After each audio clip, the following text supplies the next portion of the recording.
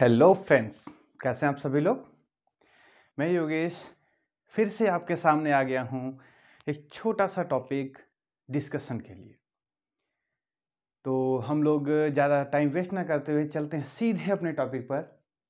जैसा कि आपको मैंने पिछले वीडियो में बताया था कि हम लोग आज थोड़ा ग्राफ के बारे में डिस्कस करने वाले हैं, फिर हम लोग आगे टॉपिक में बढ़ेंगे। तो थोड़ा हम लोग इससे पहले हम लोग ग्राफ के बारे में पढ़ चुके थे कि जैसे हमने वहाँ पर आपको बताया था कि जैसे आपको अगर एक ग्राफ दिया है, वेलोसिटी माइनस टाइम ग्राफ मैंने दिया था पिछले वाले में, तो वहाँ पर मैंने आपको दो चीज़ें बताई थी। जैसे मैंने एक ग्राफ ये बनाया था वेलोसिटी टाइम बीच में, तो ये ग्राफ क्या बताता है कि जो बॉडी है वो ऑलरेडी जब आपके सामने आई है तो u वेलोसिटी से वो चल रही है। ठीक है, इसको हमने क्या माना था, ये u माना था और इसके करस्पॉन्डिंग यहाँ पर v माना था।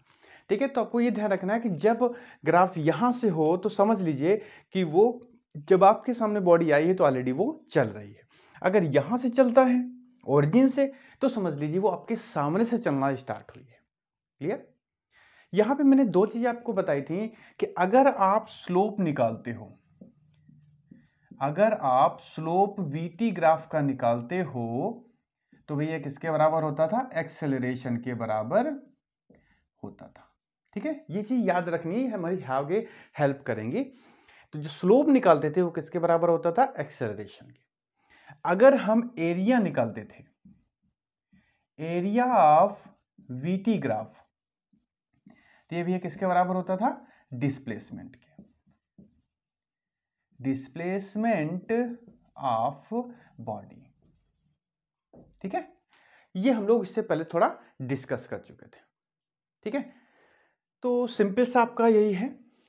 अब थोड़ा सा एक और ग्राफ लेते हैं कि जैसे मान लेते हैं ग्राफ वेलोसिटी टाइम बीच में ही है, ये वेलोसिटी टाइम के बीच का ग्राफ है। ठीक है, मैंने इसको ऐसे बना दिया, मैंने इसको ऐसे बना दिया, कैसे भी ग्राफ हो सकता है। तो सबसे पहले हम ये जान लें ये ग्राफ हमको बता क्या रहा है, उसके बाद फिर हम जानेंगे इसमें आगे हमको करना क्या है। तो सबसे पहले भैया इसमें जो ग्राफ बता रहा है ये आपका वेरिएबल एक्सेलरेशन को शो कर रहा है। क्या शो कर रहा है भैया, वेरिएबल एक्सेलरेशन को शो कर रहा है। ठीक है, ये ग्राफ वेरिएबल एक्सेलरेशन को शो कर रहा है। अब जैसे मैंने इसको 1 मान लिया, 2 मान लिया, 3 मान लिया। अब देखो आपको पता है कि वेलोसिटी टाइम ग्राफ का हम जब एरिया निकालेंगे तो एक्सेलरेशन के बराबर होगा। बिल्कुल सही है भैया, लेकिन यहां पर जो पोर्शन था वो सब ऊपर की ओर था, पॉजिटिव की तरफ था। यहां पे देखिए ये पोर्शन नीचे की तरफ है, नेगेटिव की तरफ है। तो यहां पे हम भैया ऐसे लिख देंगे कि एक्सेलरेशन बराबर क्या होगा, area 1 minus area 2 plus area 3। ये इसलिए लिखा कि इतने पोर्शन का जब एरिया निकालोगे, इतने पोर्शन का इतने पोर्शन अलग अलग एरिया निकालोगे आप, तो इसका और इसका तो प्लस हो जाएगा लेकिन इसका एरिया माइनस हो जाएगा क्योंकि ये नीचे साइड में, अपोजिट साइड में या माइनस साइड में है। ठीक है, बच्चे यहाँ पे बहुत ज़्यादा गलती कर देते हैं कि फ्लो में सब ऐड कर देते हैं ना, गलती, ये गलती आपसे नहीं होनी चाहिए। ठीक है, दूसरा ग्राफ यहां पर है बिल्कुल डिट्टो, यहीं पर यही ग्राफ है, यही ग्राफ है, बस मैंने किया कि यहाँ एक्सेलरेशन कर दिया, यहाँ पे टाइम कर दिया। मतलब अब आपके सामने जो ग्राफ है वो एक्सेलरेशन और टाइम के बीच का ग्राफ है। तो अब ये भी वेरिएबल एक्सेलरेशन को शो कर रहा है, नो डाउट, लेकिन अब अगर इसका आप एरिया निकालते हो, एरिया ऑफ एटी ग्राफ,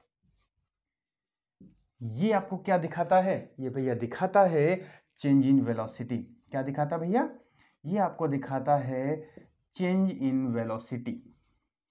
ठीक है, तो याद रखिए, ध्यान रखिएगा कि एक्सेलरेशन और टाइम के बीच में जो ग्राफ है आपका, ये आपको क्या दिखाता है, चेंज इन वेलोसिटी दिखाता है। लेकिन अब देखो जरा, इसको हम क्या लिख सकते हैं, बिल्कुल डिट्टो ऊपर वाली लाइन रहेगी ये वाली कि area 1 minus area 2 plus area 3, ये किसके बराबर आएगा, चेंज इन वेलोसिटी के बराबर आएगा।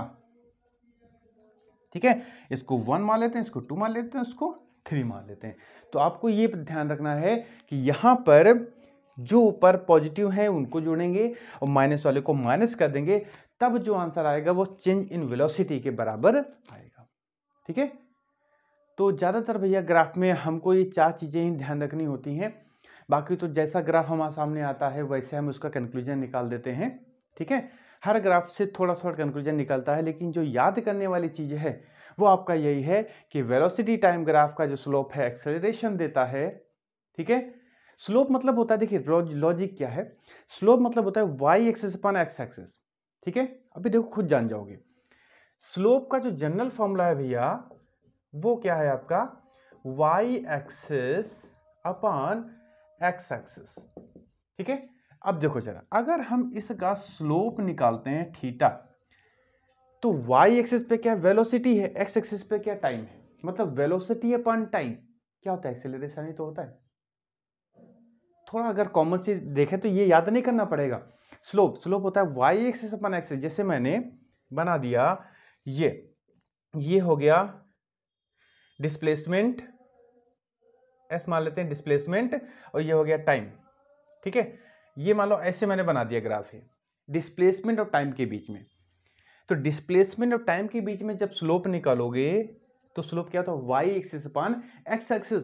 तो वाई एक्सिस पे डिस्प्लेसमेंट है, तो डिस्प्लेसमेंट इसको मैं से लिख दें डिस्प्लेसमेंट, तो क्या होगा डिस्प्लेसमेंट अपॉन टाइम, क्या होगा वेलोसिटी हो जाएगा।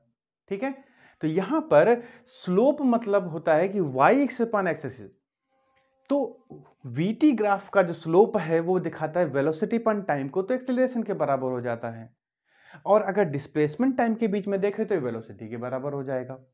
ठीक है, उसके बाद ये 4 चीजें बस आपको थोड़ा ध्यान रखनी, 1 2 3 और ये 4। लगभग आपका ग्राफ जो है आपके हाथ में आ जाएंगे। और जैसे जैसे थोड़ा हम लोग प्रैक्टिस भी करेंगे, और जब प्रैक्टिस होगी तो वहां पर हम लोग जितने केसेस हमारे सामने आ जाएंगे उतना हम लोगों का जो समझने का तरीका होता है वो हमारा बेटर होता जाएगा। ठीक है, अब हम लोग थोड़ा और आगे बढ़ते हैं ये दिखाने के लिए कि ग्राफ हमेशा सही नहीं होते, कुछ ग्राफ गलत भी दिए होते हैं। कैसे देखते हैं, क्योंकि हम लोग मान के चलते हैं ना ग्राफ हमको जो दिए होंगे वो ऑलवेज सही होंगे। अब देखते हैं जरा कि वाकई में ऐसा होता है क्या। देखो भैया, अब मैं यहां पर आपके सामने 3 ग्राफ बनाऊंगा। ठीक है, अब तीनों को देखना ध्यान से। देखो यहां पर मैं 3 ग्राफ आपके सामने बनाने जा रहा हूं, पहला ग्राफ, दूसरा ग्राफ और ये आपका तीसरा ग्राफ। ठीक है, ये आपका डिस्टेंस और टाइम के बीच में तीनों है, distance time, distance time, distance time. ठीक है, अब देखो जरा, इसको मैंने ऐसे बना दिया, इसको ऐसे बना दिया और इसको ऐसे बना दिया। ये 3 ग्राफ मैंने दिखाए। अब जरा देख के देखो, सोचो क्या ये ग्राफ वाकई में सही है, ये गलत है। ग्राफ को भैया पढ़ने का सबसे बेस्ट तरीका यही है कि आपकी नजर इस पोर्शन पे जाने से पहले यहां पे जानी चाहिए कि ग्राफ किन 2 चीजों के बीच में बना है, वहीं से हम कंक्लूजन निकालेंगे। जैसे मेरा जो ये वाला ग्राफ है ये डिस्टेंस और टाइम के बीच में बना है। ठीक है, ये ग्राफ कह रहा है कि टाइम नहीं बढ़ेगा, डिस्टेंस बढ़ेगी। टाइम कांस्टेंट, क्या भैया कभी ऐसा देखा है कि टाइम रुका है और डिस्टेंस बढ़ रही हो? पॉसिबल ही नहीं है। मतलब यहां पे हम क्रॉस बना देंगे, नॉट पॉसिबल, नॉट पॉसिबल। ठीक, क्लियर? ग्राफ दिख रहा है भैया सही है लेकिन एक्चुअल में गलत है। लेकिन ध्यान दीजिएगा, डिस्टेंस और टाइम मेरी नजर यहां पे जानी चाहिए। अगर इसको हम चेंज कर देंगे तो हो सकता है दूसरे केसेस में सही हो जाए। ठीक है, तो थोड़ा सा ध्यान दीजिएगा। डिस्टेंस टाइम यहां पे देखते हैं, ये कह रहा है टाइम बढ़ेगा डिस्टेंस घटेगा। तो भैया डिस्प्लेसमेंट कम हो सकता है, डिस्टेंस कभी भी घटेगी नहीं। अगर चल रहे हो तो डिस्टेंस हमेशा बढ़ेगी। तो मतलब ये हुआ, ये भी आपका नॉट पॉसिबल ग्राफ,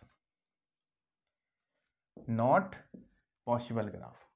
ठीक, यहां पे दिखा रहा है कि पहले टाइम बढ़ा फिर टाइम कम हुआ। भाई ऐसी कौन सी मशीन आ गई जिससे आप टाइम कम कर सकते हो?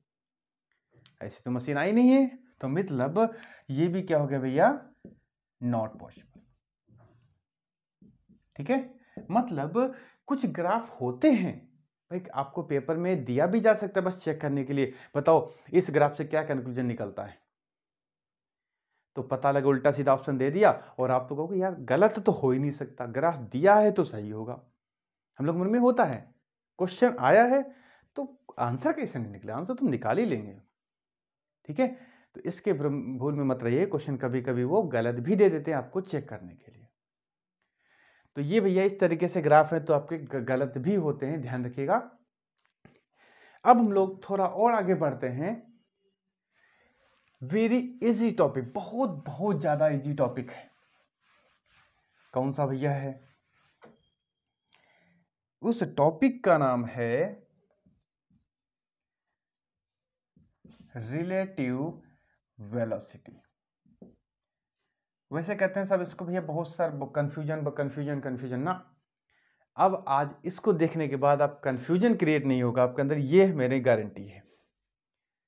अब सबसे पहले होता क्या है ये समझ लेते हैं। जैसे ये रोड है, रोड सड़क, ठीक है, यहां पर एक कोई खड़ा है भैया, मैं फिगर ज्यादा अच्छा नहीं बना पाता हूं, ये कोई है, ठीक है। यहां पर एक ये भी है, दो दौड़ रहा है या चल रहे हैं, एक यहां बना देते हैं, ठीक है। इसको हम ए नाम दे दिया, इसको नाम बी दे दिया, इसको नाम सी दे दिया।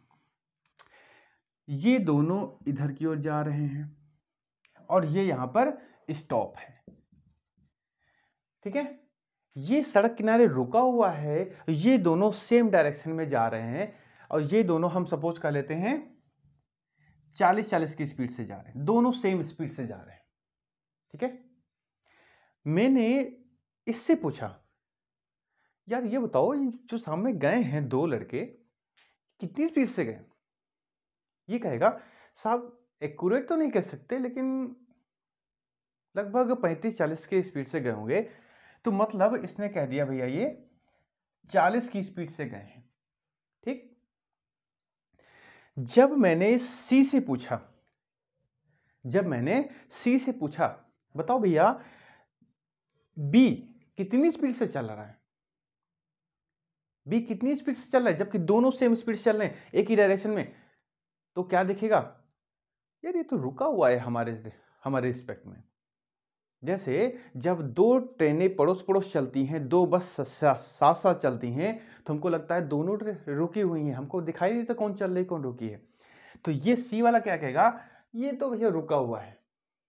तो सी ने क्या कहा कि बी मेरे रिस्पेक्ट में रुका है। रियल में तो दोनों चल रहे हैं, अब जरा यहां समझो। सी ने कहा मेरे रिस्पेक्ट में ये रुका हुआ है क्योंकि दोनों सेम स्पीड से चल रहे थे। तो बी को लगेगा सी रुका हुआ है, सी को लगेगा बी रुका हुआ है, ठीक है। ए से पूछा गया कितनी स्पीड से, ए तो खुद रुका है ना। ए ने कहा भैया मेरे रिस्पेक्ट में ये 40 की स्पीड से गए हैं। तो यहां पर एक समझने वाली बात है, सी कह रहा है कि मेरे रिस्पेक्ट में ये 0 पे है, ए कह रहा है मेरे रिस्पेक्ट में ये 40 पे है।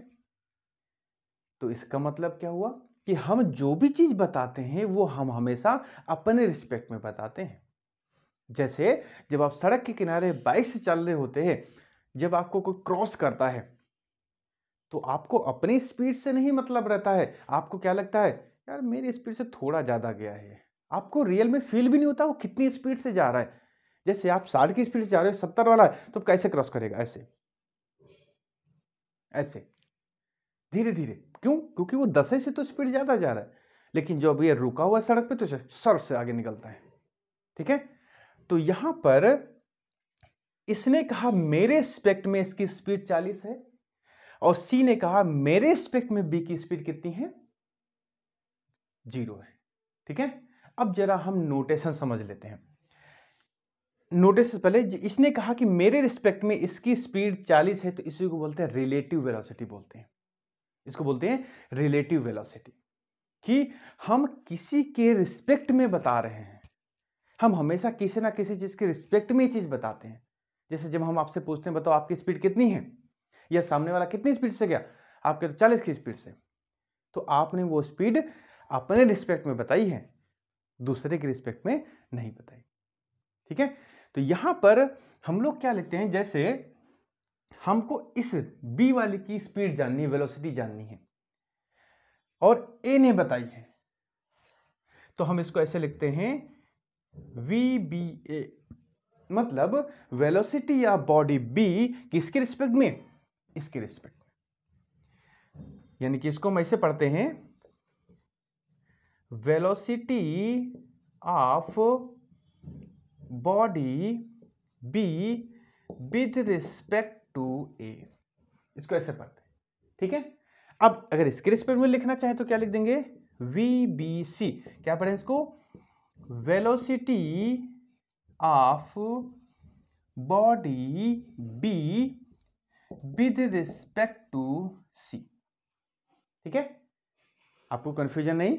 ठीक है, तो जिससे पूछा जा रहा है, जिससे पूछा जा रहा है वो पीछे लिखा जाएगा, जिसके बारे में पूछा जा रहा है वो आगे लिखा जाएगा। ठीक है, तो इसको हम लोग और अच्छे तरीके से लिख सकते हैं कि ये प्लेस जो है, ये वाला प्लेस और ये वाला प्लेस, ये वाला प्लेस किस लिखा जाएगा? जिसके बारे में पूछा जा रहा है। यहां लिख देंगे जिसके बारे में पूछा गया है। ठीक है, और ये वाला यहां पे क्या लिखा जाएगा? जिससे पूछा गया है, जिससे पूछा गया है। ठीक है, तो अब तो क्लियर हो गया। जैसे यहां पे लिखा था, तो हमको जिसके किसके बारे में पूछा गया? बी के बारे में पूछा गया। किससे? जिससे पूछा गया है, ए से पूछा गया है। आपको क्लियर हो गया? अब हम इनकी स्पीड निकालें कैसे? कैसे इसको हम पता करेंगे कि ये इनके रिस्पेक्ट में इसकी स्पीड कितनी होगी, इनके रिस्पेक्ट में इनकी स्पीड कितनी होगी? ठीक है, अभी तो सेम डायरेक्शन में जा रहे थे।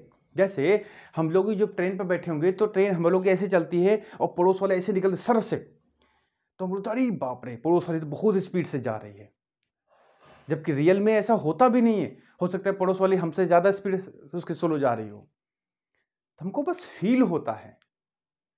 ऐसा कैसे? देखो, तो यहां पर भैया हमको बस एक फॉर्मूला ध्यान रखना है। कौन सा फॉर्मूला? देखो, सपोज करते हैं ये एक बॉडी जा रही है।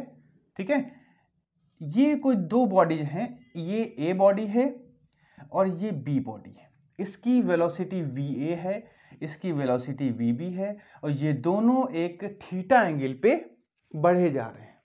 जनरल केस है, तो हम रिलेटिव स्पीड कैसे निकालेंगे?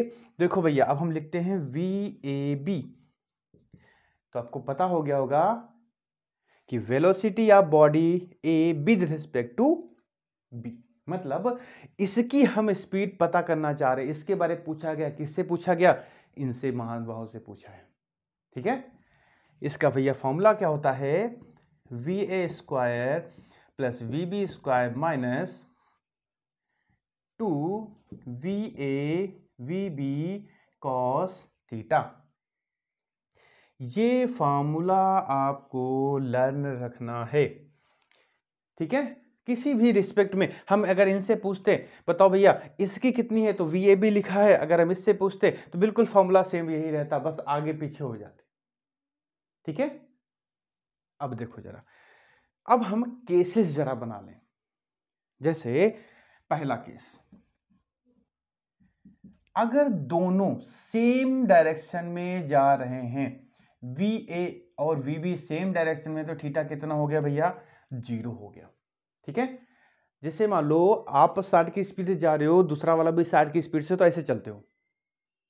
ठीक है, मतलब क्या हुआ, इस वाले को, ब्लू वाले को रेड रेस्ट पे दिखेगा, रेड वाले को ब्लू वाले रेस्ट पे दिखेगा, क्योंकि सेम स्पीड है। तो कैसे रख लेते हैं यहां पर भैया? 0 रख दे, तो यहां पे हो जाएगा VAB equal to, sorry under root भी लगेगा भैया, ये अंडर रूट तो लगाना भूल ही गए। ठीक है, यहां पर हो जाएगा under root VA square plus VB square minus 2VAVB का 0 की वैल्यू 1 हो जाएगा। और इसका भैया क्या ले सकते हैं? VAVB equal to VA minus VB। ठीक है, यानी कि रिलेटिव स्पीड क्या आ जाएगी? दोनों की माइनस। अब देखो जरा, अगर दोनों ये सेम स्पीड से चल रहे हैं तो 60 इसकी भी 60 इसकी भी, जरा माइनस कर दो, तो रिलेटिव स्पीड क्या आएगी? 0।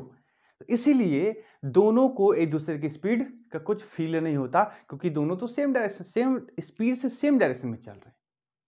ठीक है, तो यहां पे क्लियर हो गया। अब जरा दूसरा केस लेते हैं। केस दूसरा, अगर हम यहां पर कहें कि एक तो इस डायरेक्शन में जा रहा है और एक इस डायरेक्शन में जा रहा है, तो थीटा कितना हो गया भैया? 180 डिग्री। एक इधर जा रहा है, एक इधर जा रहा है, एक इधर आ रहा है। तो हमको तो भाई, जब हम लोग ट्रेन पे बैठे हैं, बाइक पे बैठे हैं, जहां पे भी बैठे हैं, जो हमको ओवरटेक करता है उल्टी साइड से, तो हमको लगता है बहुत स्पीड से गया है, जबकि रियल में ऐसा होता भी नहीं है। कैसे होता, क्या फील करते हैं वहां पे, देखो जरा। ये वह थीटा की वैल्यू यहां पुट कर दें, क्या आ जाएगा? VAB equal to under root VA square plus VB square plus 2VAVB, क्योंकि cos 180 की वैल्यू -1 होती है, तो -1 रखेंगे तो माइनस माइनस प्लस हो जाएगा।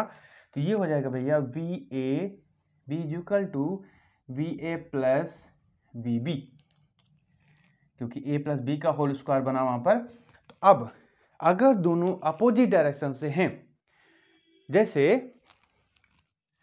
ये आपका अगर 40 की स्पीड से गया, ये 60 की स्पीड से गया है, ठीक है, तो दोनों एक दूसरे की स्पीड कितनी हो जाएगी? इससे अगर इससे पूछा जाएगा, इस वाले से पूछा जाए तो कहे भैया ये 100 की स्पीड से निकला है, अगर इससे पूछा जाएगा तो कहेगा 100 की स्पीड से निकला है, जबकि रियल में ऐसा है भी नहीं। अब देख रहे हो कि कौन कितनी स्पीड से जा रहा है, बस फील होगा। क्यों? क्योंकि इनकी स्पीड जुड़ जाएंगी। ठीक है, जैसे मैंने कहा ये ट्रेन ए है, ये ट्रेन बी है। जब ट्रेन ए में हम बैठे होंगे तो हमको क्या लगेगा? ट्रेन बी जो है वो 100 की स्पीड से निकल गई। और जब हम ट्रेन बी में बैठे होंगे तो हमको लगेगा जो ट्रेन ए है वो 100 की स्पीड से गई। ठीक है, ये होता है रिलेटिव स्पीड। अब देखो केस थर्ड ले लेते हैं। केस थर्ड, इस केस में क्या होता है? ये स्पेशल केस है। इसमें दोनों के बीच, ये VB हो गया, ये VA हो गया, दोनों के बीच 90 डिग्री का एंगल बनता है। ये आपके ज्यादातर रेन वाले क्वेश्चन में होते हैं। ये ज्यादातर रेन और अम्ब्रेला वाले क्वेश्चन अभी हम जो डिस्कस करेंगे उसमें ये वाला केस फॉलो होता है। ठीक है, तो इस केस में क्या होता है? cos 90 की वैल्यू 0 हो जाती है, तो जो रिलेटिव स्पीड वेलोसिटी निकलती है वो होता है under root VA square plus VB square. ठीक है, तो ये भैया एक केस ये है, एक केस ये है और एक केस ये है। तो ये 3 केस आपके इंपॉर्टेंट है। न्यूमेरिकल के लिए ज्यादातर हम लोग ये 2 केसेस यूज में लाते हैं, और रेन और अम्ब्रेला वाले जो सिचुएशन हैं बहुत ईजी है, पे मैं एक्सप्लेन करूंगा उनको, वहां पर हम लोग ये वाला केस लगाते हैं। ठीक है, तो रिलेटिव स्पीड, रिलेटिव वेलोसिटी इस तरीके से। क्लियर? तो आई थिंक अब आपको रिलेटिव वेलोसिटी में कोई कंफ्यूजन नहीं होगा, सिंबल्स पढ़ने में कोई कंफ्यूजन नहीं होगा। बस हमको ये चीज अपने माइंड में रखनी है तो कोई कंफ्यूजन नहीं होगा। ओके, अब हम लोग बढ़ते हैं रेन और अम्ब्रेला वाले क्वेश्चन में। बारिश और छाता वाले। देखो उसमें कुछ भैया है नहीं क्वेश्चन में, बस आपको करना क्या है, आपको सिचुएशन को प्रैक्टिकली हैंडल करना होता है, सिचुएशन को प्रैक्टिकली हैंडल करना होता है बस। ठीक है, देखो जरा, सबसे पहले हम लोग बारिश और छाता वाले लिख लेते हैं। बारिश और छाता, रेन एंड अम्ब्रेला, अम्ब्रेला वाले यानी कि बारिश एंड छाता, ये वाले क्वेश्चन। ठीक है, देखो इसमें हमको सबसे पहले तो डायरेक्शन पता होनी चाहिए। ये है नॉर्थ, ये है साउथ, ये है ईस्ट, ये है वेस्ट। कागज पे हम लोग डायरेक्शन को इस तरीके से बनाते हैं। ठीक है, अब देखो क्वेश्चन आपसे क्या कहेगा।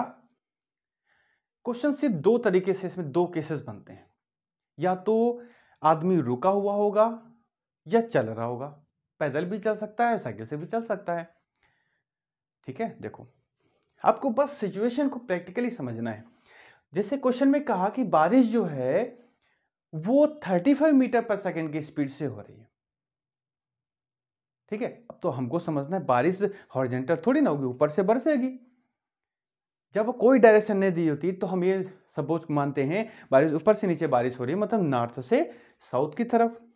तो तुरंत मैंने बना दिया यहां पर ये डायरेक्शन वी आर रेन कितना है 35 मीटर पर सेकेंड। ठीक है, फिर कहेगा एक आदमी है जो बस स्टॉप से जो चल रहा है east to west, east to west चल रहा है। एक क्वेश्चन को ध्यान समझ लीजिएगा बस, जो आदमी है वो ईस्ट से वेस्ट की तरफ चल रहा है, कितनी स्पीड से 12 मीटर पर सेकंड की स्पीड से, यानी कि ये इस डायरेक्शन में ईस्ट टू वेस्ट, ये हो गया आदमी की वीएम मैन, तो हो गया 12 मीटर पर सेकेंड। बस अब पूछ रहा है बताओ भैया कि रेन के रिस्पेक्ट में आदमी की स्पीड कितनी होगी, ये पूछ लेता है। Velocity of rain with respect to man पूछ लेगा। ठीक है, या velocity of man with respect to rain, कोई भी पूछे फॉर्मूला एक ही लगाना है। दूसरी चीज, बारिश से भीगने के लिए वो छाते का जो यूज कर रहा है उसकी डायरेक्शन किधर होगी, बस ये बताना है। ठीक है, देखो यहां पर जब बारिश छाते वाले क्वेश्चन है, यहां पे एंगल कितना बना 90 डिग्री का बना। तो सिंपल सी बात है, यहां पर जो हम क्वेश्चन आंसर जो फॉर्मूला लगाएंगे V R square plus V M square, ठीक है, इस तरीके से, मतलब velocity of rain with respect to man, मतलब बारिश की स्पीड किसके रिस्पेक्ट में, आदमी के रिस्पेक्ट में। ठीक है, किसके, अब देखो वहां पर जिस तरीके से मैंने लिखा था वो समझ सकते हो कि वेलोसिटी ऑफ रेन हमने आदमी से पूछा, किसके, रेन के बारे में। ठीक है, तो चाहे आप velocity of rain with respect to man निकालो, चाहे velocity of man with respect to rain निकालो, दोनों को आंसर आएगा, क्योंकि यहां पर क्या है प्लस ही तो है। तो इसको चाहे आप ऐसे निकाल लो चाहे एम आर निकाल लो, दोनों का आंसर एक ही आने वाला है। ठीक है, तो इससे कंफ्यूजन मत होइए कि नहीं मेरा आंसर गलत हो जाएगा। ठीक है, आंसर आपका सही आएगा। अब देखो जरा, अब हम लोग छाते की डायरेक्शन देखनी है। तो छाते की डायरेक्शन जो हम बनाएंगे वो हमेशा हम रेन की डायरेक्शन से बनाते हैं, कि बारिश से कितने डिग्री पे हम छाते को रखें कि हम भीगे ना। ठीक है, ये हमको बताना है। अब देखो जरा, अब यही बारिश छाता किस डायरेक्शन में होगा ये हमको प्रैक्टिकली सोचना है। देखो बारिश हो रही है ऐसे, इधर से इधर हम जा रहे हैं। ठीक है, अब देखो बारिश हो रही है, अगर मैंने छाते को, जैसे मान लो छोटा सा छाता मेरा है, ये कैप छतरी है, ऐसे पकड़ेंगे, ठीक है, तब तो हम भीग जाएंगे क्योंकि चल रहे हैं आगे। तो हम लोग क्या करते हैं, हम लोग ऐसे छाते पकड़ते हैं। प्रैक्टिकली थोड़ा करके सोचिएगा, साइकिल पे जब चल रहे हो, बारिश हो रही हो सीधे, तो हम लोग जब आगे चलते हैं तो छाते की डायरेक्शन आगे करते हैं, ना कि पीछे करते हैं। ठीक है, तो ये प्रैक्टिकली थोड़ा सोचने वाला होता है कि अब आदमी चल रहा है तो सिंपल सी बात है, छाते की डायरेक्शन इधर ना होकर के छाते की डायरेक्शन ये होगी, इस डायरेक्शन में मेरा जो छाता होगा ये होगा, क्योंकि आदमी इधर की तरफ चल रहा है। ठीक है, तो हमको ये पता करना है ये भैया थीटा कितना होगा, यही हमको पता करना होता है। ठीक है, तो सबसे पहले तो हमें यही एक आइडिया मिल जाता है कि छाता होगा किधर, हमको पता होगा छाता इधर होगा। ठीक है, अब हमको थीटा निकालना है। कैसे निकालेंगे? अब देखो जरा, जो छाता होता है, जो छाते की डायरेक्शन है, वो हमेशा रिजल्टेंट की डायरेक्शन में होती है। जो छाता होता है, जो मैंने ये VRM निकाला है, velocity of rain with respect to man, यानी कि दोनों की रिजल्टेंट वेलोसिटी हुई, वो उसी की डायरेक्शन में होती है। ठीक है, अब देखो ये जो रिजल्टेंट वेलोसिटी है, हमको करना क्या है? अब देखो ये बाहर है, रिजल्टेंट वेलोसिटी को हमको ऐसे फिगर में सेट करना है कि ये हमेशा दोनों के बीच में हो जाए, VM और VR के बीच में हो जाए। कैसे? अब सिंपल तो आएगी नहीं ये, तो हम क्या करते हैं, इसको थोड़ा सा हम नीचे बढ़ा लाते हैं। ये इसको बस लाइन को नीचे बढ़ा लाए और इसको मैंने पीछे खींच दिया, ये थीटा तो वही रहेगा। ठीक है, अब देखो जरा, ये हमारा क्या है, ये भी VR है, बस आगे थोड़ा खींच दिया, और ये तो बिल्कुल डिट्टो वही है। ठीक, ये तो वही है। अब देखो VR और VM के बीच ये हो गई रिलेटिव वेलोसिटी, बीच में आ गई। तो अब देखो जरा, अगर हम यहाँ पे ये डॉट डॉट मिला दें तो ये इसके पैरेलल है, तो ये हो जाएगा 12 मीटर पर सेकेंड, ये हो जाएगा 35 मीटर पर सेकेंड। बस हमने रिप्रेजेंटेशन चेंज कर दिया, तो हमको थीटा निकालना है, तो भैया क्या हो जाएगा answer, tan theta is equal to 12/35, तो theta is equal to tan inverse 12/35। ये तो बस मैंने कैलकुलेशन करने के लिए ये सब किया, लेकिन आंसर मेरा यहां से आएगा। अब देखो जरा, इसको थोड़ा सा अगर बढ़ा दें तो ये क्या है, नॉर्थ, ये क्या है, वेस्ट। तो जो छाते की डायरेक्शन हो गए थे नॉर्थ और वेस्ट, मतलब जो छाते की डायरेक्शन है वो बारिश से इतने डिग्री पर नॉर्थ वेस्ट डायरेक्शन में हमको पकड़ना है। ठीक है, थोड़ा सा यहाँ पे ट्रिकी है क्वेश्चन ये, तो थोड़ा सा आपको समझना पड़ेगा ये वाला। यहाँ पर हमको करना क्या है, एक फिगर तो बनाना है अपने क्वेश्चन के अकॉर्डिंग, और एक फिगर बनाना है हमको सॉल्व करने के लिए। तो सबसे पहले इसमें फिर इसको समझ लेते हैं। सबसे पहले क्या है, कह रहा है कि 35 मीटर पर सेकेंड की स्पीड से बारिश हो रही है, तो मैंने बारिश वाला एक लाइन खींच दी। ईस्ट टू वेस्ट 12 मीटर पर सेकेंड की स्पीड से आदमी चल रहा है, वो बना दिया। जब आदमी चल रहा है तो छाते की डायरेक्शन किधर होगी, ये हम प्रैक्टिकली समझते हैं। जब हम लोग साइकिल पे चलते हैं, मोस्टली क्या होता है, साइकिल पे चलते हैं तो जैसे इधर की ओर जा रहे हैं तो छाता हम ऐसे पकड़ते हैं। ठीक है, इस तरह से आगे पकड़ के चलते हैं जिससे मुंह पे हमारी बारिश ना आए। तो यहां पर मैंने क्या किया, बारिश को इस डायरेक्शन, छाते को इस डायरेक्शन में, और छाते की जो डायरेक्शन है वो हम रेन की डायरेक्शन से बताते हैं, हमेशा बारिश की डायरेक्शन से बताते हैं। अब जो छाते की डायरेक्शन है वो रिजल्टेंट की डायरेक्शन होती है, रिजल्टेंट हमेशा दोनों वेक्टर के बीच में रहता है। अब इसको हमको बीच में करना, ये बस थोड़ा सा आपको समझना पड़ेगा। कैसे? इसको हम आगे नहीं बढ़ाएंगे, इसको पीछे बढ़ा दें, इसको पीछे बढ़ा दो, तो यहां पर देखिए ये VR हो गया, ये VM है। ठीक है, तो क्या हुआ कि यहां पर हाँ, ये दोनों, ये जो इसका और इसका रिजल्टेंट तो ये होता है, ये बीच में आ गया, ये आ गया आपका बीच में। अब करना क्या है, ये 12 है तो ये भी पैरेलल हो गया 12, और ये 35 है, ये 35 है, tan थीटा वाला फॉर्मूला लगा दिया, आंसर आ गया। ठीक, तो भैया लगभग आपके जितने बारिश और छाता वाले क्वेश्चन भैया लगभग ऐसे होते हैं, आपको बस प्रैक्टिकली समझना पड़ेगा, प्रैक्टिकली समझना पड़ता है कि आपका वो केस क्या बन सकते हैं। जैसे ये तो था आदमी चल रहा है, अभी देखिएगा थोड़ा समझिएगा, केस में थोड़ा सा चेंज कर रहा हूं। बारिश हो रही है 35 मीटर पर सेकेंड की स्पीड से। अब देखो जरा, यहां पर मैं केस बना रहा हूं, बस छाते की डायरेक्शन आपको बताना है। बारिश हो रही है ऊपर से नीचे 35 मीटर पर सेकेंड,